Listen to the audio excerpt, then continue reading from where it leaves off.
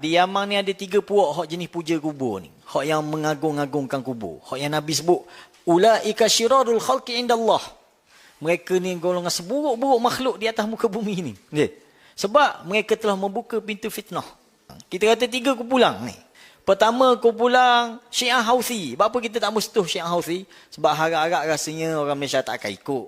Walaupun dia anggap Houthi ni hero, tapi tak ada akan jadi Syiah Houthi ni bang. Kedua, kumpulan Batiniyah, Ismailiyah, yang puja kubur Queen Arwah tak. Syiah Houthi dia puja kubur Imam Hadi, dia kata. Imam Hadawi itulah imam yang antara ulama besar dia lah di Sa'dah. Tak. Yang kedua kita kata Syiah Batiniyah ataupun Syiah Ismailiyah.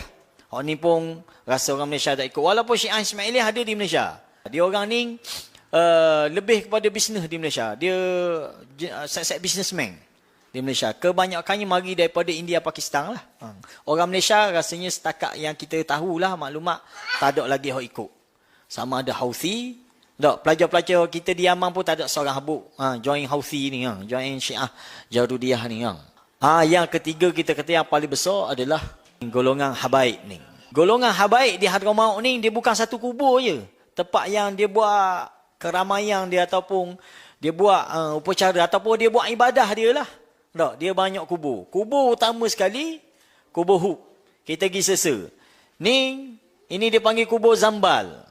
Tak, di kubur ni, kalau ikut dakwaan Habib Umar, dia kata lebih daripada 10,000 wali ada di sini. Tak, ada 10,000 wali dimakamkan di sini. Tak, dalam 10,000 wali ni kata dia, saya ikut kata dia, boleh cari dalam internet kata-kata Habib Umar yang kerajaan negeri kita jeput ini, yang kerajaan PAH jeput ini tak. Faham?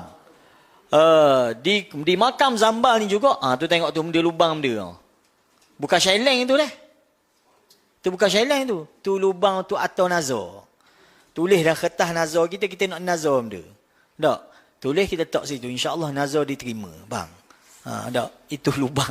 Bukan lubang tok piti. Tak? Lubang tok nazar. Bang. Ini yang mereka buat.